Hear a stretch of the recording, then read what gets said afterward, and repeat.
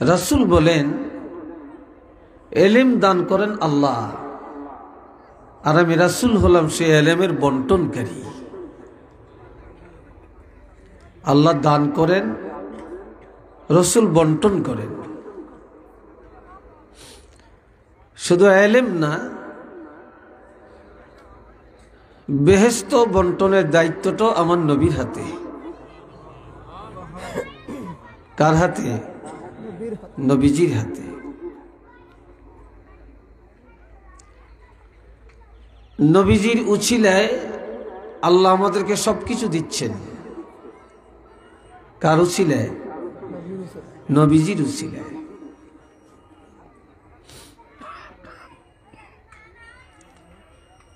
নবীজি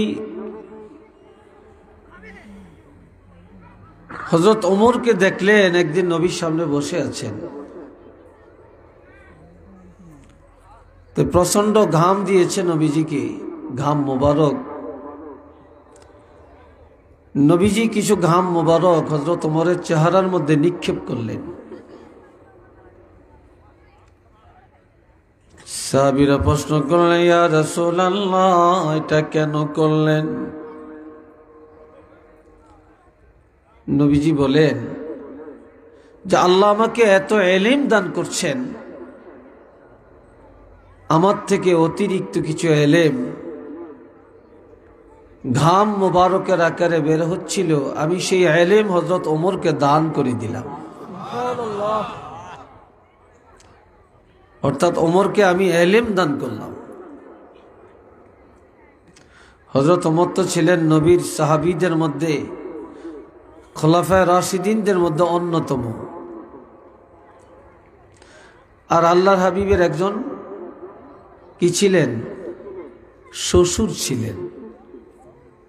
বলেন কি ছিলেন? নবীর খলিফাদের মধ্যে দুইজন ছিলেন শ্বশুর। কয়জন? আর দুইজন ছিলেন জামাতা। হযরত আবু বকর সিদ্দিক রাদিয়াল্লাহু আর হযরত ওমর ফারুক রাদিয়াল্লাহু, এরা দুইজন ছিলেন শ্বশুর। আর হযরত ওসমান গনি রাদিয়াল্লাহু এবং হযরত আলী রাদিয়াল্লাহু, এরা দুইজন ছিলেন জামাতা। এই চারজন হলেন রাসূলের খলিফা। এদেরকে এক কথায় বলা হয় খোলাফায়ে রাশিদিন।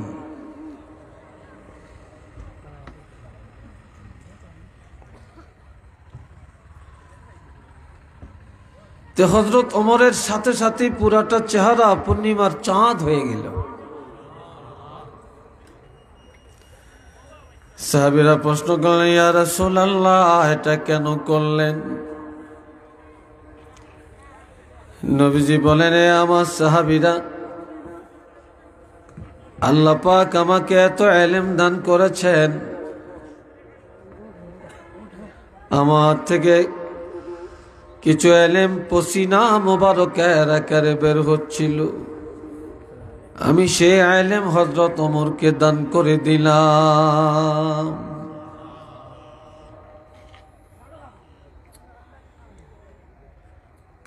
তো এই ইলম দান, ইলম বন্টন করা, তাকসিম করার দায়িত্ব হলো আমার নবীর হাতে। তা আমরা তো কেউ জানি না যে কোন কথায় আমার উপকার হবে, আপনাদের উপকার হবে। আল্লাহ পাক যেন সেই কথাগুলো আমাদেরকে বলার শক্তি দান করেন, সে ফয়েজ মদিনাত থেকে আল্লাহ নসিব করেন। সবাই উচ্চ কণ্ঠে বলেন আমিন। আর একটু জোরে আমিন। মাশাআল্লাহ।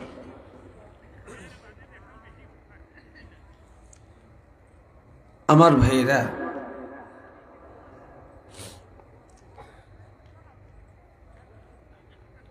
চার শ্রেণীর লোক, এদের শান আল্লাহর কাছে অনেক বেশি।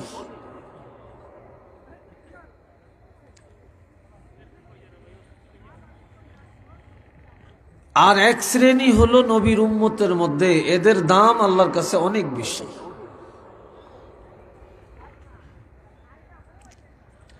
আমার আল্লাহ বলেন, মান ইউতিইল্লাহা ওয়ার রাসূল, যে আল্লাহকে মানে এবং রাসূলের মানে, যে আল্লাহকেও মানে এবং রাসূলকে মানে,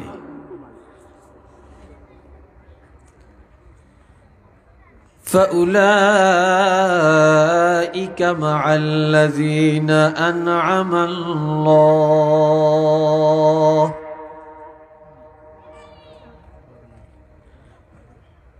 তারা ওই সমস্ত মানুষ যাদেরকে আল্লাহ দয়া করেছেন, অনুগ্রহ করেছেন, জান্নাতের জন্য কবুল করে নিয়েছেন, ওই সমস্ত মানুষের বন্ধু হইয়া তারা জান্নাতে যাবেন। যে আল্লাহকেও মানে রাসূলকেও মানে, সে ওই সমস্ত আল্লাহর বান্দাদের সাথে তাদের বন্ধু হইয়া জান্নাতে যাবে।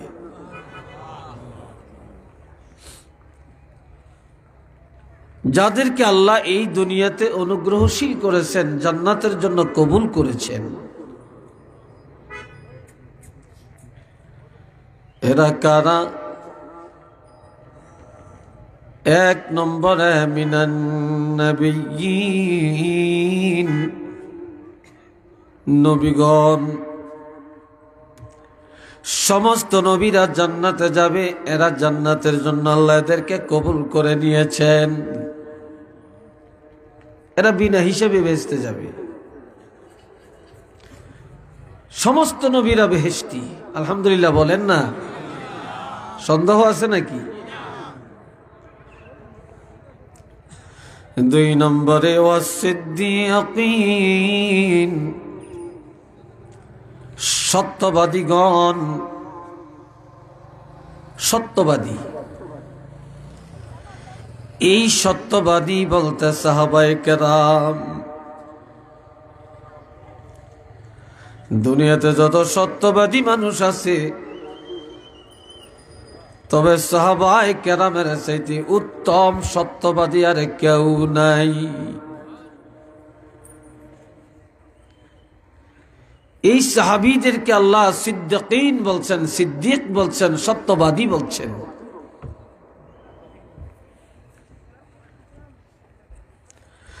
ওয়াশ-শুহাদা,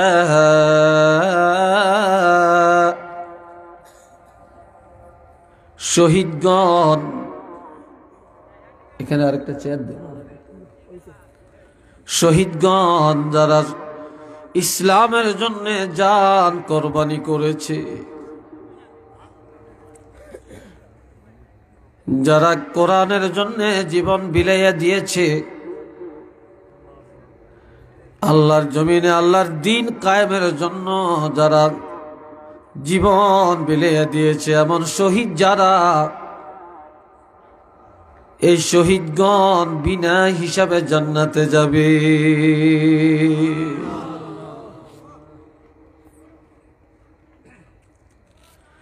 ওয়াস-সালিহিন, চার নম্বরে সালেহীন অর্থ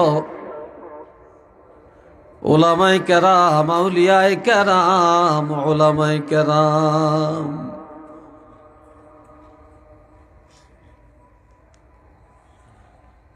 তাহলে আমরা এই আয়াতের দ্বারা বুঝলাম যে আল্লাহকে মানে, যে রাসূলের মানে, যে তাওহীদ মানে, রিসালাত মানে, তারা এক নম্বরে নবীদের বন্ধু হয়ে জান্নাতে যাবে। দুই নম্বরে সাহাবীদের বন্ধু হয়ে জান্নাতে যাবে।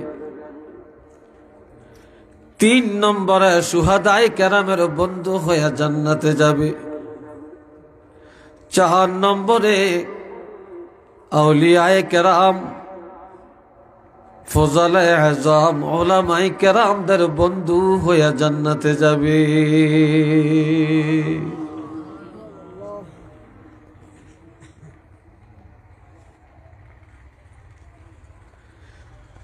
দুনিয়ায় অনেক বন্ধু আছে আমাদের, বন্ধুর কোনো শেষ নাই। আর আমার আল্লাহ বলেন, وحسن أولئك رفيقا।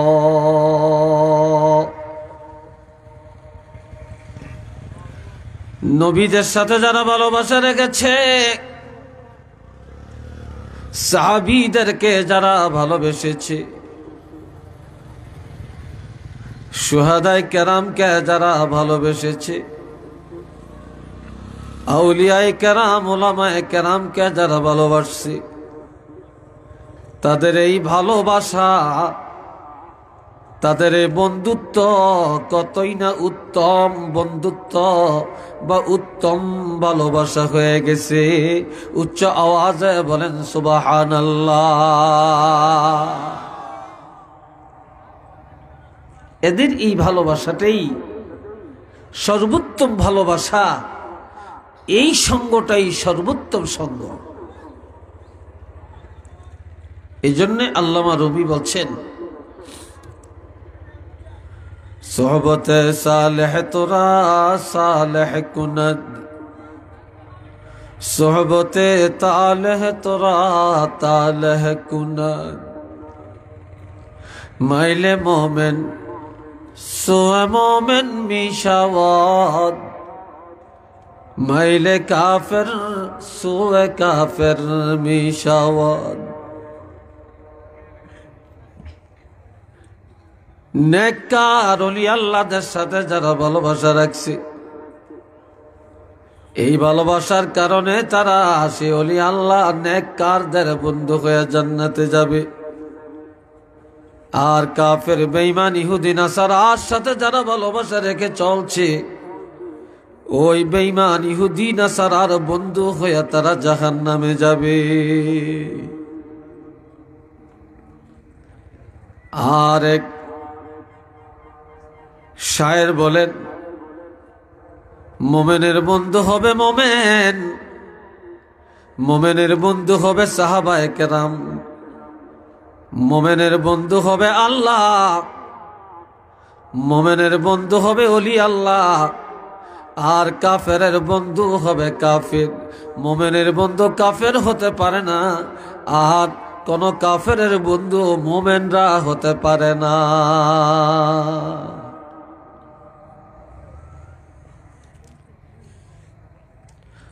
আল্লাহ,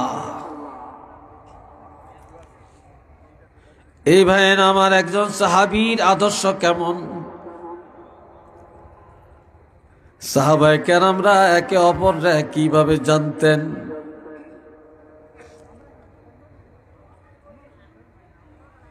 একদিন আল্লাহর হাবিব জিহাদের মধ্যে যাওয়ার ঘোষণা দিলেন। কোথায়? আমি কথা জিগাইলে একটু উত্তর দিয়েন, মেনমিন আওয়াজ দিয়েন না। আমরা কি বাঘ মার্কা মুসলমান না বিলাই মার্কা মুসলমান? তো কথা বলেন না কেন? মনে হয় যেন কথা ভিতর থেকে বের হতে চায় না। খিদা লাগছে খুব, মনে হয় সিন্নি টিনি খাওয়াইয়া বইলে ভালো হইত।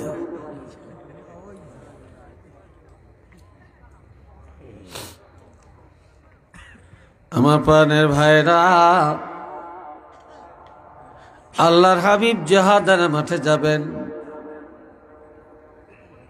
হযরত সালাবা রাদিয়াল্লাহু, তিনি একজন মুহাজির, তিনি হিজরত করে মদিনায় আসছেন। আর মদিনার একজন আনসার, এই মদিনার আনসারের সাথে মুহাজির সাহাবীর একটা বন্ধুত্ব হয়ে গেল।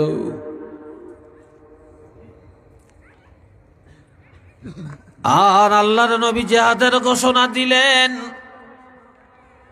দোনো বন্ধুর মনের আশা নবীর সাথে জিহাদে যাবেন,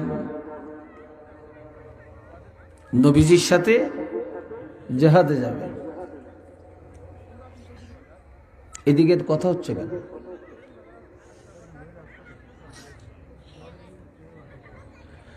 আমার প্রাণের বন্ধুরা খেয়াল করেন, আল্লাহর হাবিবের সময়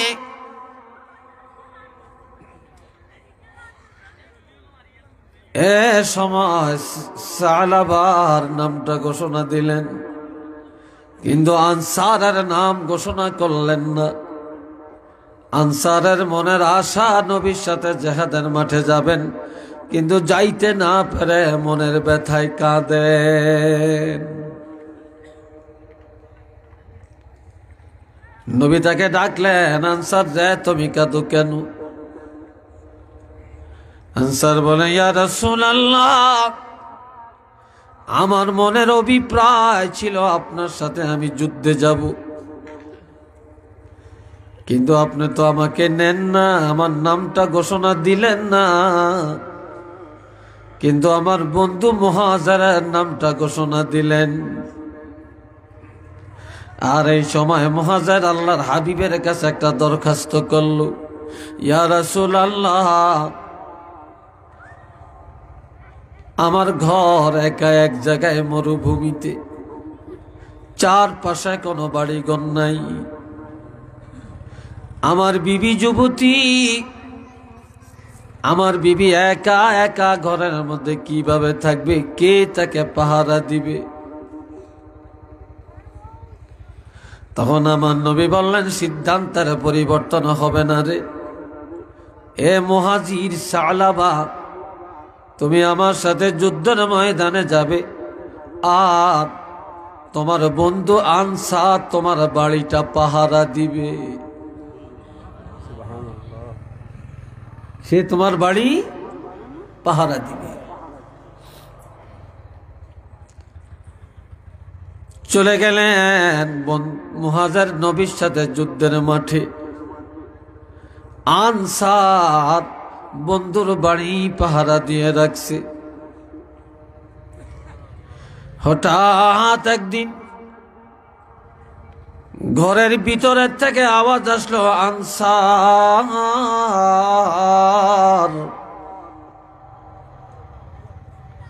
যখন আনসার বলে ডাকটা দিল, আনসার ঘরের পাশে গিয়ে দাঁড়িয়ে গেল।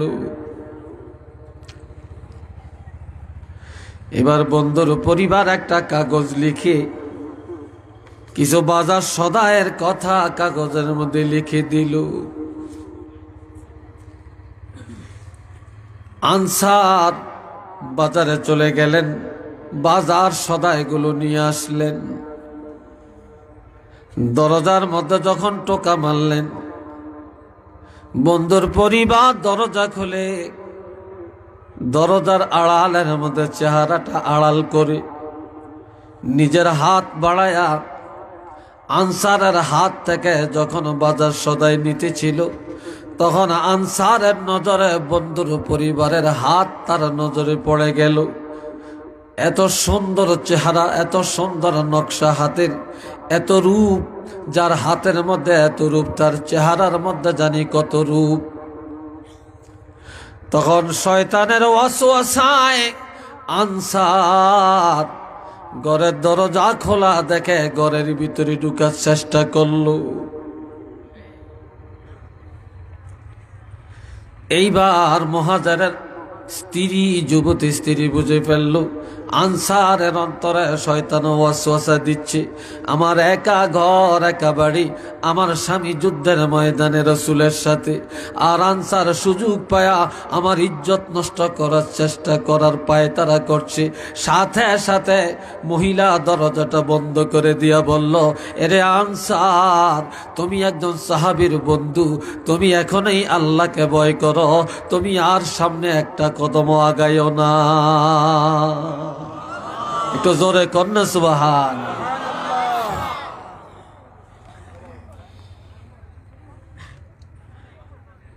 আর সময় আনসার এত লজ্জিত হলো, লজ্জিত হয়ে বাড়ি ছেড়ে পাহাড়ে পাহাড়ে পাগলের ন্যায় ঘুরে আর আমার আল্লাহকে ডাকে, আর নিজের অপরাধের জন্য অনুশোচনা করে। জিহাদের ময়দান থেকে বিজয় বেশে গাজীর মর্যাদা নিয়া সাহাবী হযরত মুহাজিরান আসআলাবা রাদিয়াল্লাহু যখন ফিরে আসলেন, বাড়িতে এসে বিবিকে বলল, বিবি রে, আল্লাহর হাবিবের নির্দেশে আমার বন্ধু আনসার বাড়ি পাহারা দেওয়ার দায়িত্বে ছিল, সে বন্ধু আনসার কোথায় আছে?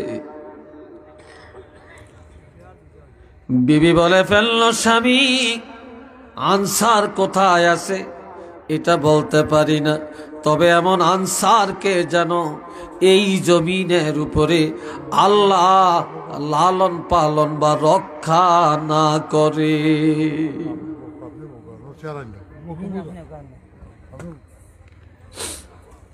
বেকেরে সে আরেকটা করিয়ে দেন, তুই তো সারে। বসেন বসেন, কথা কেন না। আল্লাহ বুঝতেছেন তো নাকি? হ্যাঁ, খুব খেয়াল করিয়ে। বন্ধুরা রে আমার, বিবি বলে ফেলল, আনসারকে যেন আল্লাহ লালন পালন না করে। এটা কঠিন ভাষায় তাকে বরদোয়া করা হলো। সাহাবীর সাথে সাথে বিবিকে একটা ধমক দিয়া বলল, বিবি, এক মুসলমান আর এক মুসলমানের বরদোয়া দিতে নাই। সে যত বড় অপরাধী হোক না কেন,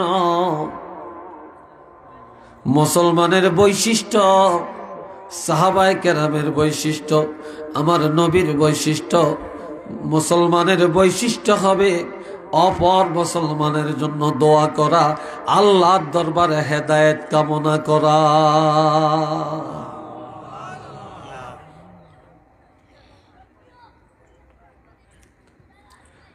তখন সাহাবী বুঝে ফেললেন নিশ্চিত একটা কঠিন কিছু ঘটনা ঘটে গেল, যার কারণে তার বিবি এই কথা বলতে বাধ্য হলো। তখন মুহাজির একজন সাহাবী, তিনি চিন্তা করেন, আমি একাই জান্নাতে যাব এটা তো হবে না, সাহাবীরা জান্নাতে যাবে এটা তো হয় না। আমার ভাই আনসার যদি কোনো গুনাহে লিপ্ত হইয়া জাহান্নামী হয়ে থাকে, তাহলে আমার একজন সাহাবী হইয়া প্রথম দায়িত্ব হবে আমার ভাইকে জাহান্নাম থেকে বাঁচানো। সে কোথায় আছে তালাশ করি, এবং সে যে অন্যায় করেছে সেই অন্যায়ের জন্য তাকে তওবা করানোর ব্যবস্থা করি।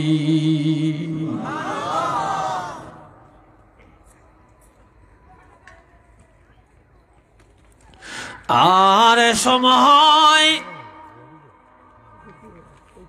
পাহাড়ের উপত্যকায় গিয়া দেখে আনসার পাগল বেশে ঘোরাফেরা করছে।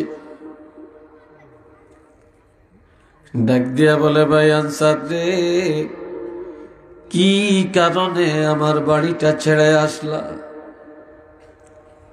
তখন আনসার তাকে জবাব দেয়, বন্ধু মুহাজির, তুমি একজন সাহাবী, তুমি একজন মুহাজির, তুমি একজন যোদ্ধা, তুমি একজন গাজী, কাজে আজকে তুমি কোনোটাতেই এত ভাগ্যবান হতে পারো না, তবে একটা কারণে তুমি বড় ভাগ্যবান হয়েছ। বলে সেটা কি? কয় তুমি সাহাবী, তোমার শান, তোমার মান, তোমার যুদ্ধের বাকপটুতা, তোমার সাহসিকতা, তোমার হিম্মত একটা কারণেই বৃদ্ধি পেয়েছে, সেটা হলো তুমি একটা পৃথিবীর জমিনে একজন দিনদার, পরহেজগার, আল্লাহওয়ালা নারীর বিবি হওয়ার কারণে। একটু চিল্লিয়ে বলেন না সুবহান। বিবির আল্লাহওয়ালা বিবির স্বামী হওয়ার কারণে একটু চিল্লিয়ে বলেন না মারহাবা। একজন আল্লাহওয়ালা, একজন নেককার দিনদার মহিলার স্বামী হওয়ার কারণে সকল দিক থেকে তোমার ভাগ্য আল্লাহ সুপ্রসন্ন করেছে। আল্লাহ সাথে সাথে বলে ফেললো, আনসার বলে ফেললো, ভাই আমি বাজার সদাই নিয়ে যখন ঘরে আসলাম, তখন শয়তানের ধোঁকায় আমি একটু তোমার বিবির প্রতি আসক্ত হয়ে পড়লাম, যার কারণে আমি ঘরে ঢোকার চেষ্টা করলাম। আল্লাহর হাবিবের নির্দেশে আমি আসলাম, কাজে আমি শানের খেলাপ করে ফেললাম, এত বড় অন্যায় কদম বাড়াইলাম। কাজে আমি কি জবাব আল্লাহর কাছে দেব? আমার উপায় হবে কি? এই জন্যে আমি মাথা নিচু করে করে আমার আল্লাহকে ডাকি। তবে বন্ধুরে, কার কাছে আমাকে নিয়ে যাবে? যাও, এখনই আমাকে তওবা করার ব্যবস্থাটা করে দাও।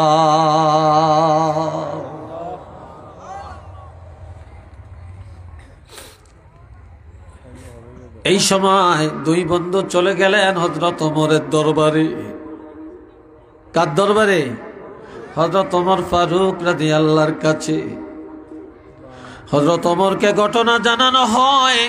হযরত ওমর বলে, আমি ওমর জানি না কিভাবে আল্লাহ এমন অপরাধী আনসারকে ক্ষমা করবে। চলে যাও, আমার কাছে দেরি করবা না, কারণ আমার ভয় লাগতেছে এমন অপরাধীর কারণে না জানি কোন গজব এসে পড়ে। চলে গেলেন হযরত আবু বকর সিদ্দিকের দরবারে। সিদ্দিক আকবরকে ঘটনা জানায়। হযরত আবু বকর সিদ্দিক রাদিয়াল্লাহু বললেন যে আনসার এত বড় অন্যায় কদম বাড়ালো, এই আনসারকে কিভাবে আল্লাহ ক্ষমা করবে আমি আবু বকর জানি না, তবে আমার থেকে দূর হয়ে যাও, আমার ভয় লাগতেছে এমন অপরাধীর কারণে না জানি কোনো গজব চলে আসে। এরপরে চলে গেলেন আল্লাহর হাবিবের দরবারে। যাকারান নবিয়া সাল্লাল্লাহু আলাইহি ওয়াসাল্লাম, পুরাটা ঘটনা নবীকে জানানো হলো। ফাসাকাতান নবিয়্যু সাল্লাল্লাহু আলাইহি ওয়াসাল্লাম, আল্লাহর হাবিব কোনো কথা না বলে, কোনো জবাব না দিয়ে চুপচাপ করে বসে রইলেন।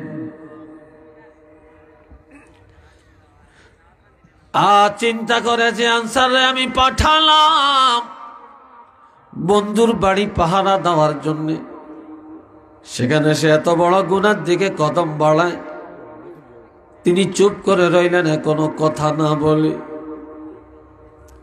তখন হযরত জিবরাইল আমিন এসে আল্লাহর হাবিবের তেলাওয়াত করে শুনাইয়া দেন, আল্লাযীনা ইযা ফাআলু ফাহিশাতান আও যালামু আনফুসাহুম যাকারুল্লাহা ফাস্তাগফিরু লিযুনুবিহিম ওয়া মান ইয়াগফিরুয যুনুবা ইল্লাল্লাহ ওয়া লাম ইউসিররু আলা মা ফাআলু ওয়া হুম ইয়ালামুন।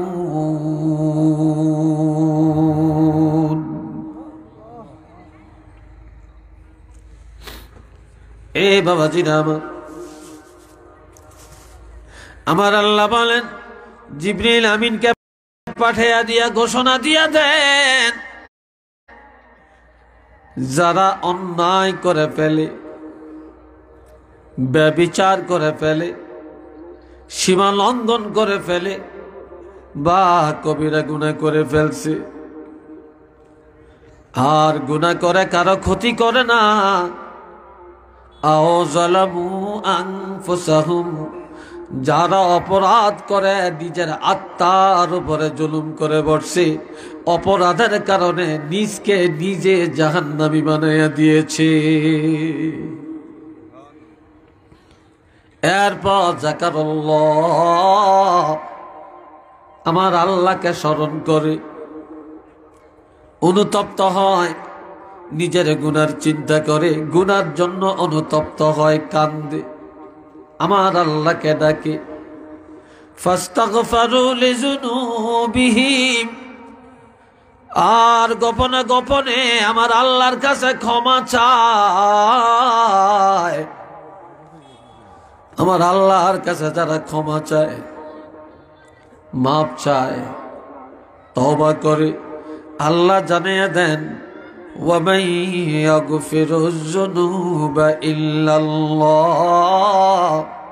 হাবিব আপনি জানিয়ে দেন এমন অপরাধীর অপরাধ আল্লাহ ক্ষমা না করলে কে আছে বন্দার গুনাহ ক্ষমা করবে? আপনি আনসারকে জানিয়ে দেন আমি আল্লাহ এই আনসারের অপরাধকে ক্ষমা করে দিয়েছি। একটু চিল্লিয়ে বলেন না সুবহানাল্লাহ।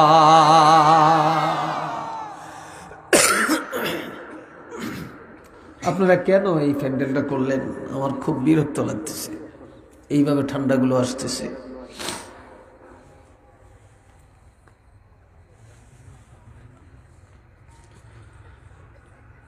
আল্লাহ একটু দরুদ শরীফ পড়েন। আল্লাহুম্মা সাল্লি আলা